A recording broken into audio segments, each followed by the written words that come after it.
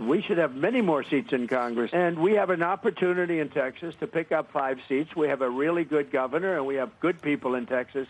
And I won Texas. I got the highest vote in the history of Texas, as you probably know. And we are entitled to 5 more seats. Just like that, we're entitled to 5 more seats. Donald Trump has basically ordered Texas Republicans to redraw their congressional map to yield 5 more Republican seats before next year's midterms. Those Republican lawmakers are doing it. They're not even trying to hide how shady it is. They're essentially redrawing the map to create 5 more Republican districts in Texas, which means 5 more Republican congresspeople in Washington, D.C.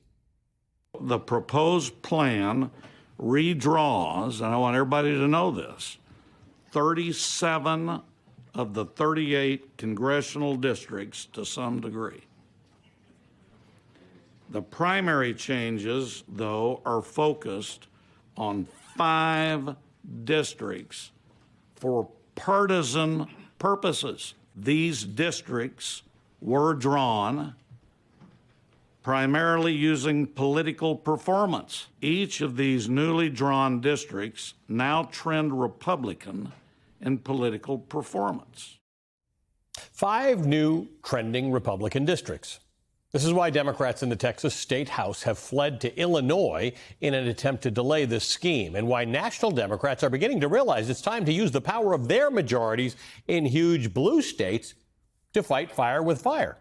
Congresswoman Jasmine Crockett, Democrat of Texas, was in the state legislature 4 years ago when she and other Democratic members left the state to try to prevent new Republican voting restrictions. She joins me now. It's how we got to know you, really. You were Texas state legislator, Jasmine Crockett. This is wild. They're not sugarcoating this at all. They're telling you what they're doing and why they're doing it. Oh, I mean, they are trying to sugarcoat it a little bit. You just played a clip of Representative Hunter, and I was there when he was giving those remarks. And when asked by another colleague whether or not they were doing this at the prompting of the Department of Justice, at the prompting of Donald Trump, he said, "I don't know what you're talking about." And they were like, but you do realize that Donald Trump said he wanted 5 seats, and this map gives him 5 seats. He's like, I haven't heard that. So I'm just like, what are we doing, right? Like, I mean, seriously, how is it that you haven't heard that? And this is just your magic number that you came up with. Yeah. Coincidentally, the same as Donald Trump's magic number. Talk to me about people across this country, Democrats in particular, who are having a personal and emotional struggle with the idea that they feel like political partisan gerrymandering, obviously racial gerrymandering is supposed to be against the law, but political partisan gerrymandering is a bad thing, and a lot of these states have moved to bipartisan commissions because redistricting does have to happen. Populations change. How do you feel about the struggle that some Democrats are having with this right now? Listen, I think that the struggle is good because it means that you still have a moral compass. Unfortunately, in the government that we are enduring at this moment, there is no morality. There is nothing but lawlessness, and there is nothing but power grabs at the expense of so many innocent people. And if we are going to preserve our democracy in this moment, this is the way that we have to engage in this fight. Now, once we get control back, listen, Democrats, I need y'all to listen to me clearly when I say that once we get control back, we have to be just as aggressive, if not more aggressive than the Republicans, to do right by the people. It is time for us to rebuild the trust with the American people. Unfortunately, they did not trust us, and that's exactly why we got here. It's not because Donald Trump is so great. It's not because he put up such great numbers. Unfortunately, so many Democrats stayed at home because they just did not believe that we would fight for them. But this is why I'm so proud of my former colleagues from the State House, because Texas Democrats, well, we do everything bigger in Texas, including fight as Democrats. So let's talk about what happens here. And I think this might be why some people across the country are struggling with this. This is not a Texas problem. If Texas creates 5 more House of Representative seats, that's an America thing, right? That could be the distinction. That could be the difference between Republicans keeping hold of Congress in the midterm elections or not. No, it absolutely could be. I mean, think about it this way. Right now, the Democrats should control the House, but we don't.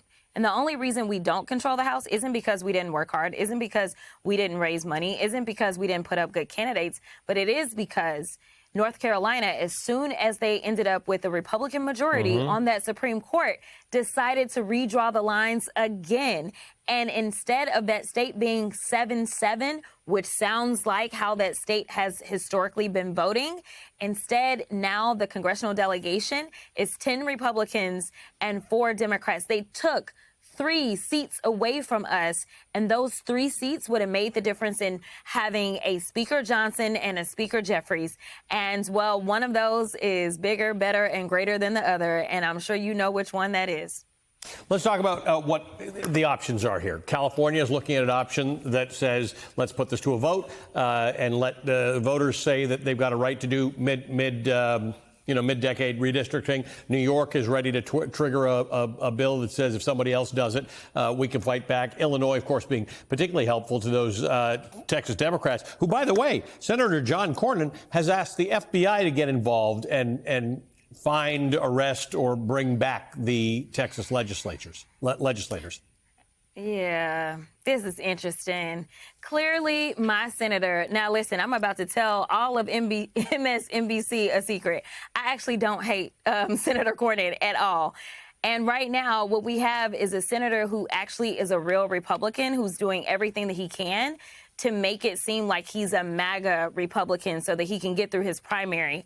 But Senator Cornyn, this is not him. This is somebody that sat on our Supreme Court in the state of Texas. This is somebody who typically works in a very bipartisan way, unlike Senator Cruz.